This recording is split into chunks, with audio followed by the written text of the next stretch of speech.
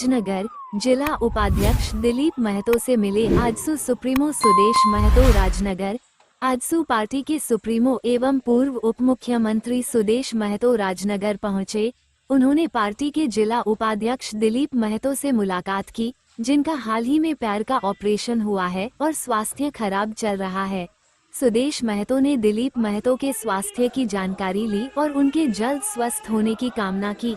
इस दौरान आजसू पार्टी के ईचागढ़ विधानसभा के पूर्व प्रत्याशी एवं केंद्रीय महासचिव हरेलाल महतो, वरिष्ठ नेता मकोड़ महतो, युवा नेता अमित महतो, युवा नेता संजय मेहता और दुर्गा महतो भी मौजूद रहे। पार्टी नेताओं ने भी दिलीप महतो के जल्द स्वास्थ्य लाभ की शुभकामनाएं दी।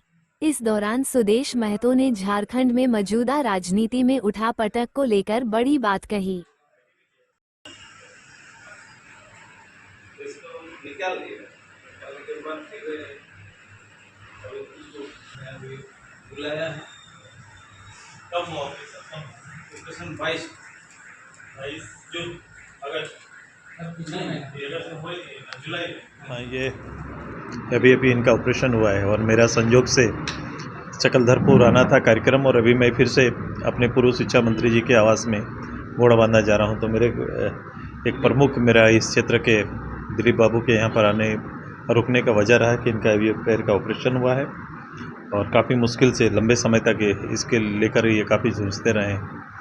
मुझे पूरा भरोसा है कि इनका पूरा ऑपरेशन सक्सेस हो और फील्ड में फिर से पहले की तरह ये सक्रिय होकर काम करें। झारखंड की राजनीति में देखा जाए तो एक तरह से भूचाल आ गया है। एक तरह से कहा जाए, आप सूर्य हंसदा जी को लेकर लगातार बयानबाजी चल रही है गठबंधन की ओर से, विपक्ष की ओर से, और इसी के साथ तमाम चीज़ें सामने आ रही। क्या कुछ कहेंगे? मैं इसको अभी रिपीटली मैं इसको 2-3 जगह बात करते आ रहा हूँ कि मैं फिर दोहरा रहा हूँ उस बात को कि भाई हमारे यहाँ पर जिस तरह से ये सूर्य हंसदा का केस आया है, जिस रूप से पुलिसिया कार्रवाई के ऊपर सवाल निशान खड़े हो रहे हैं, उसका वजह भी है क्योंकि जिस प्रदेश के अंदर में अपराधी या उग्रवादी के लिए सिलेंडर पॉलिसी बना हुआ है, वहाँ सरकार ने कभी भी अगर ये अपराधी थे या जो भी इनका रिकॉर्ड है, मैं नहीं जानता, उतना डिटेल मैंने देखा भी नहीं, लेकिन अगर कुछ भी हैं जो अपराधी के रूप में इन्हें चिन्हित किया, तो क्या ऐसा प्रयास किया गया है एक सरकार की ओर से कभी कि उस पॉलिसी के अंदर इनको लाकर इन्हें मुख्य धारा में लाने का कोशिश करने का जो सरकार का संकल्प है उसमें इन्होंने काम किया है क्या?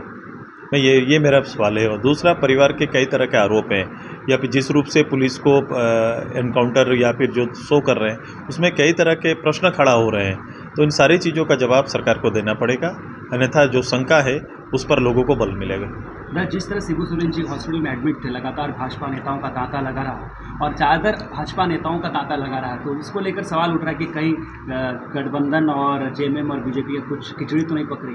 क्या कुछ कहेंगे? किसी के यहाँ पर लोगों का आना जाना या हमदर्दी दिखाना या ऐसे समय में लोग आते जाते रहे, मेरे हिसाब से मैं इतने दूर देख रहा हूँ। इससे आगे की कुछ बातें हैं तो अभी मेरी दृष्टि उतने दूर नहीं है। घाटशिला में उपचुनाव का भी क्या कुछ कहेंगे उसको लेकर? अभी बहुत ही सब चीज़ें हैं, बहुत ही मुझे लग रहा है कि इस तरह की बातें अभी मैं सोच भी नहीं सकता, कर भी नहीं सकता। मैं आज उसी मेरे एक साथी, आंदोलनकारी साथी के परिवार में जा रहा हूँ, मैं उनके परिवार के साथ बैठूंगा। व्यक्ति हमारा एक आंदोलनकारी खोया है, मेरे लिए एक बड़ा विषय है। नगड़ी की जो जमीन को लेकर मैं यही कहूँगा, झारखंड मुक्ति मोर्चा का दोहरा चरित्र है वहाँ पर। यही झारखंड मुक्ति मोर्चा रिम्स 2 वाले जगह में जब पहले वाली सरकार जब वहाँ काम करने की इच्छा व्यक्त की थी, तो यही लोग खड़ा होकर सामने खड़ा होकर ये चर्चा कर रहे थे कि ज़मीन किसी कीमत पर हम लोगों का लूटने नहीं देंगे। यार वही सरकार जब सत्ता में आई है, जब सत्ता के शीर्ष में उस सरकार का मुखिया बैठा हुआ है, तब उसी ज़मीन को खाली करने में लगे हुए हैं।